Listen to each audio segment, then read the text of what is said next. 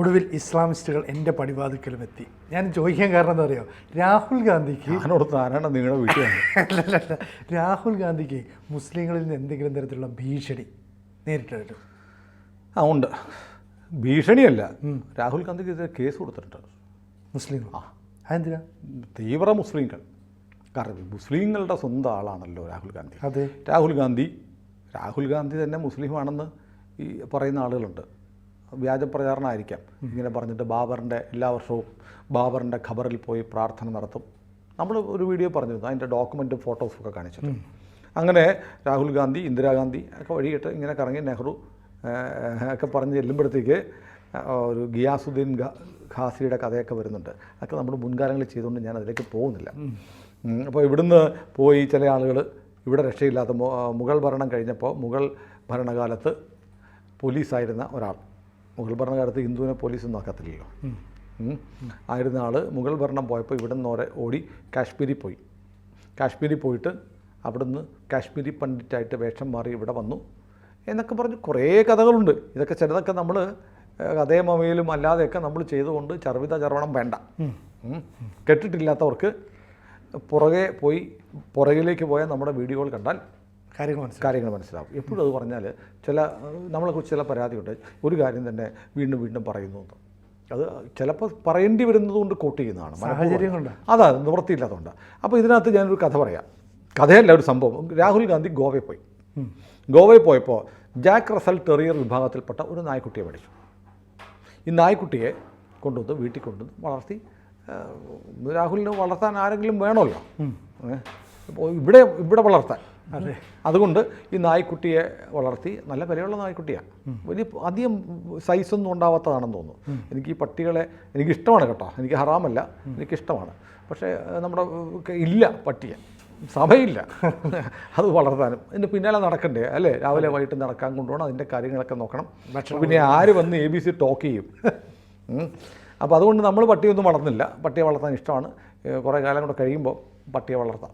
അപ്പോൾ രാഹുൽ ഗാന്ധി പട്ടിയെ വളർത്തി. ഈ പട്ടിക്കുട്ടിയെ ഇട്ടിരിക്കുന്ന ചുമലിലേറ്റി സോണിയാഗാന്ധി, രാഹുലിൻ്റെ അമ്മ നിൽക്കുന്നൊരു പടം രാഹുൽ ഗാന്ധി സോഷ്യൽ മീഡിയയിൽ പോസ്റ്റ് ചെയ്തതാണ് ഇപ്പോൾ വിവാദമായിരിക്കുന്നത്.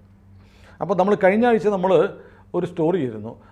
UK-യിൽ ലണ്ടനിലല്ല, ബ്രിട്ടനിൽ മാഞ്ചസ്റ്ററിൽ ഒരു സംഭവം ഉണ്ടായിരുന്നുള്ളൂ. കാണാത്ത പ്രേക്ഷകർ കണ്ടവരുണ്ടാവാം, കാണാത്തവരുടെ അറിവിലേക്ക് പറയാം, ചുരുക്കി പറയാം, പെട്ടെന്ന് പറയാം. അവിടെ ഇസ്ലാമിസ്റ്റുകൾ എല്ലാ വീടുകളിലും ലഘുലേഖ വിതരണം ചെയ്തു. നിങ്ങൾ ബ്രിട്ടീഷുകാരെ, നിങ്ങൾ പട്ടിയൊക്കെ വളർത്തുന്നുണ്ടെങ്കിൽ കൊള്ളാം, അതിനെങ്ങോട്ട് പുറത്തേക്ക് ഇറങ്ങരുത്, പട്ടി ഞങ്ങൾക്ക് ഹറാമാണ്. അതായത് ഇവർ പല നാട്ടിൽ നിന്ന് നീന്തിയും തുടിച്ചും കപ്പൽ കയറിയും ഒക്കെ ബ്രിട്ടനിലെ അഭയാർത്ഥികളായി വന്ന് ആ പ്രദേശത്ത് ഭൂരിപക്ഷമായി കഴിഞ്ഞപ്പോൾ പറയാണ്, ബ്രിട്ടീഷുകാരാ, ബ്രിട്സ് എന്നും പറഞ്ഞാണ് പോസ്റ്റ്. ബ്രിട്സ്, നിങ്ങൾക്ക് പട്ടിയുണ്ടെങ്കിൽ വീട്ടിൽ വളർത്തിക്കണം, വഴിയിലിറക്കില്ല, ഞങ്ങൾക്ക് ഹറാമാണെന്ന്. എങ്ങനെയുണ്ട്? വിരുന്നുകാരൻ വീട്ടുകാരനായി ബ്രിട്ടനിൽ, UK. അപ്പോൾ ഈ പറയുന്നത് പോലെ അങ്ങനെ പട്ടി ഹറാമാണ്. എന്താ കാര്യമെന്ന് എനിക്കറിയത്തില്ല. ഇപ്പോൾ ഈ ഹറാമായ പട്ടി, നമ്മുടെ മുണ്ടക്കൈ ദുരന്തം ഉണ്ടായപ്പോൾ ചില ആളുകളെയൊക്കെ മണ്ണിൽ പൂട്ടുപോയ ചില ആളുകൾ കണ്ടുപിടിച്ച് കൊടുത്തത് പട്ടിയാണ്. അതുകൊണ്ട് പട്ടിയെ കെട്ടിപ്പിടിച്ച് ഓമരിക്കുന്ന ചില വാർത്തകളൊക്കെ വന്നിരുന്നു. അപ്പോൾ എന്തുകൊണ്ടാണ് വിശ്വാസപരമായി പട്ടി മോശമായതെന്ന് എനിക്കറിയില്ല. പക്ഷേ രാഹുൽ ഗാന്ധി ചെയ്തിരിക്കുന്ന തെറ്റ്, ഹറാമായ പട്ടിയെ വളർത്തി എന്ന് മാത്രമല്ല, അതിന് നൂറി എന്ന് പേരിട്ടു. നൂറി അത് അപമാനിക്കാനാണെന്നാണ് പറയുന്നത്. അപ്പോൾ AIMIM ഉവൈസിയുടെ പാർട്ടിയുടെ നേതാവായ മുഹമ്മദ് ഫർഹാൻ ആണ് ഇപ്പോൾ പരസ്യമായ രംഗത്ത് വന്നിരിക്കുന്നത്. അതായത് ഇങ്ങനൊരു പട്ടി രാഹുൽ ഗാന്ധിക്കുണ്ട്, അതിൻ്റെ പേര് നൂറി എന്നാണെന്ന് നേരത്തെ തന്നെ അറിയാമായിരുന്നിട്ടും ഈ പേര് മാറ്റിയില്ല. അതിന് പുള്ളി പറഞ്ഞത് മുസ്ലിം പെൺകുട്ടികളെ നൂറി എന്നുള്ള പേര് കേൾക്കുമ്പോൾ നൂർ ജഹാൻ എന്നൊക്കെ പറഞ്ഞാൽ നൂർ സുന്ദരം എന്ന ഒരർത്ഥം ഉണ്ടെന്നാണ് പറഞ്ഞത്. പക്ഷേ നൂറിയുടെ അർത്ഥം ഞാൻ ഗൂഗിളിൽ നോക്കിയപ്പോൾ dearest and talented Messenger of God, ദൈവത്തിന് ഏറ്റവും പ്രിയപ്പെട്ടതും ദൈവത്തിൻ്റെ ഏറ്റവും ബുദ്ധിമാനുമായ ദൂതൻ, അതാണ് നൂറി. ദൈവം എന്ന് പറഞ്ഞാൽ ആരാ? അയ്യപ്പനാണോ? അല്ല, പിന്നെ ആരാ? മുഹമ്മദ് പ്രവാചകനാണ്. മാഷെ അങ്ങനെയാണ് അവർ പറയുന്നത് എപ്പോഴും. അള്ളയാണ് ദൈവം. അപ്പോൾ അള്ളായുടെ ഏറ്റവും പ്രിയപ്പെട്ടതും ഏറ്റവും ബുദ്ധിശാലിയും ആയ പ്രവാചകനാണ് ആര്? നൂറി. അങ്ങനെയുള്ള നൂറിയുടെ പേര് പട്ടിക്കിടാമോ? പട്ടിയെ ഹറാം. ആ പട്ടിക്ക് അള്ളായുടെ ഏറ്റവും പ്രിയപ്പെട്ട ഏറ്റവും ബുദ്ധിശാലിയായ ദൂതൻ്റെ പേരിട്ടാൽ അത് ഇസ്ലാമിനെ ആക്ഷേപിക്കലാണ്. അപ്പോൾ രാഹുൽ ഗാന്ധി അവർക്ക് 100% സംവരണം കൊടുക്കാമെന്ന് പറഞ്ഞാലും, ഹിന്ദുക്കളുടെ സ്വത്തൊക്കെ പിടിച്ച് അവർക്ക് കൊടുക്കാമെന്ന് പറഞ്ഞാലും, രാജ്യം മുഴുവൻ വഖഫിന് വിട്ടുകൊടുക്കാമെന്ന് പറഞ്ഞാലും ഇത്തരം കാര്യങ്ങളും അതൊക്കെ okay Rahul, we are very thankful to you. നിങ്ങൾ ഇന്ത്യ രാജ്യം എനിക്ക് പതിച്ചു തന്ന വഖഫ് ബില്ല് പാസ്സാക്കരുത്. കാരണം ഇത് വഖഫിൻ്റെ ആണെന്ന് തോന്നിയാൽ അപ്പോൾ ഹിന്ദുവിൻ്റെയും ക്രിസ്ത്യാനിയുടെയും ബാക്കി എല്ലാത്തവരുടെയും കാഫിറുകളുടെ എല്ലാ ഭൂമി വഖഫിൻ്റെ ആവും. അതാണ് അലഹബാദ് ഹൈക്കോടതി ചോദിച്ചത്, നിങ്ങൾക്ക് മധ്യപ്രദേശ് ഹൈക്കോടതി ചോദിച്ചത്. നിങ്ങൾക്കൊരു കാര്യം ചെയ്യ്, എന്നാൽ ഇന്ത്യ മുഴുവൻ, കാരണം മുഗളന്മാർ ഭരിച്ചോ, വഖഫിൻ്റെ ആണെന്ന് പ്രഖ്യാപിച്ച പണി കഴിഞ്ഞല്ലോ എന്ന് ചോദിച്ചത് ഒരു ഹൈക്കോടതിയാണ്. അത്തരം നിയമം മാറ്റാനാണ് പാർലമെൻറ്റ് ഇപ്പോൾ നോക്കുന്നത്. അപ്പോഴാണ് രാഹുൽ ഗാന്ധി അയ്യോ മാറ്റല്ലേ, കാരണം ഇന്നല്ലെങ്കിൽ നാളെ ഇന്ത്യ ഇസ്ലാമിക രാജ്യം ആവണമല്ലോ. അപ്പോൾ വഖഫ് നിയമം രക്തച്ചൊരിച്ചിലില്ലാതെ പലയിടത്തും ഈ ഇസ്ലാമിക രാജ്യം ഉണ്ടാക്കിയിരിക്കുന്ന രക്തച്ചൊരിച്ചിൽ വഴിയാണ്. അപ്പോൾ വഖഫ് ഉണ്ടെങ്കിൽ രക്തച്ചൊരിച്ചിൽ കൂടാതെ ക്രിസ്ത്യാനിയുടെ, ഹിന്ദുവിൻ്റെ, സിഖുകാരൻ്റെ, പാഴ്സിയുടെ, ജൈനൻ്റെ, പാഴ്സിയൊക്കെ ഇറാനിൽ നിന്ന് ഓടിച്ചതാണ്. ആര്? ഇവർ ആരാന്നറിയാമല്ലോ, അവർ ഓടിച്ചതാണ്. അവർ ഗതികെട്ട് ഇവിടെ വന്ന് പാലും പഞ്ചസാരയും തമ്മിൽ ലയിച്ചതുപോലെ ഇന്ത്യൻ കൾച്ചറുമായിട്ട് ലയിച്ച് ചേർന്ന് ജീവിക്കുന്നവർ. ടാറ്റയൊക്കെ അക്കൂട്ടത്തിലുള്ളതാണ്. ഇന്ത്യക്ക് വേണ്ടി ഇന്ത്യക്കാരെന്ന് പറയാം, ഇന്ത്യക്കാരാണ്, ഇന്ത്യയുടെ ഭാഗമായി അലിഞ്ഞു ചേർന്നവരാണ് പാഴ്സികൾ. അങ്ങനെയുള്ള ആളുകളുടെയൊക്കെ സ്വത്തുക്കളൊക്കെ ഈസിയായിട്ട് എടുത്തുകൊണ്ട് പോകാം. അപ്പം മറ്റേ പിന്തുടർച്ച നിയമം, മറ്റേ ഇയാൾ മുഖ്യമന്ത്രി, പഴയ പ്രധാനമന്ത്രി എന്താ പറഞ്ഞത്, രാജ്യത്തെ വിഭവങ്ങളുടെ ഏറ്റവും പ്രാഥമികമായ അവകാശം ആർക്കാണ്? മുസ്ലിംകൾക്ക് കൊടുക്കണമെന്നാണ് ദേശീയ വികസന യോഗത്തിലും പാർലമെൻറ്റിലും ഇന്ത്യയുടെ പ്രധാനമന്ത്രി പ്രസംഗിച്ച നാടാണ്, ആ പാർട്ടിയാണ്. എന്നിട്ടും ഇഷ്ടപ്പെട്ടൊരു പട്ടിക്കുട്ടിയെ മേടിച്ച് ഇഷ്ടപ്പെട്ടൊരു പേരിട്ടപ്പോൾ രാഹുൽ ഗാന്ധി ആരായി? രാഹുൽ ഗാന്ധി ഇസ്ലാം വിരുദ്ധനായി. ഇപ്പോൾ മുഹമ്മദ് ഫർഹാൻ പറഞ്ഞിരിക്കുന്നത്, ഞാൻ ഈ പേര് മാറ്റണമെന്ന് ആവശ്യപ്പെട്ട് ഒരു കേസ് കൊടുത്തു. കേസ് കൊടുത്തിട്ടും ഈ രാഹുൽ ആ പേര് മാറ്റുന്നില്ല. എന്താ രാഹുലെ ഇങ്ങനെ? കേസ് കൊടുക്കാൻ വരെയൊക്കെ പോകാമായിരുന്നു. അപ്പം തന്നെ ആ പട്ടിക്കുഞ്ഞിന് ഇച്ചിരി വിഷം കൊടുത്ത് കൊല്ലുന്നുകൂടായിരുന്നോ? അല്ല, അതാണല്ലോ ചെയ്യാറല്ലേ ഇസ്ലാമിസ്റ്റുകൾക്ക്. എന്തെങ്കിലും, അത് ഒവൈസിയെ പോലെയുള്ള ആളുകൾക്കൊക്കെ എന്തെങ്കിലും ഒരു മനപ്രയാസം ഉണ്ടാക്കിയാൽ അപ്പോൾ അവിടെ ചെന്ന് സമസ്താപരാധം പറഞ്ഞ് മാപ്പ് പറഞ്ഞ് പരിഹാരം ഉണ്ടാക്കുന്ന പാരമ്പര്യമല്ലേ അങ്ങേടത്. എന്നിട്ട് ഈ പട്ടിക്കുഞ്ഞിൻ്റെ പേര് മാറ്റാതിരുന്ന മഹാപാപമായി.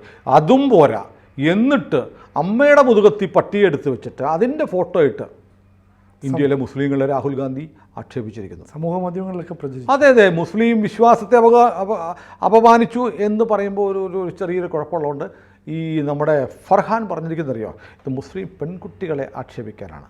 മുസ്ലിം പെൺകുട്ടികൾ എന്താ സോണിയാഗാന്ധിയുടെ പുറത്ത് കയറിയാണ് നടക്കുന്നത്, എനിക്കറിയാൻ പറ്റില്ല.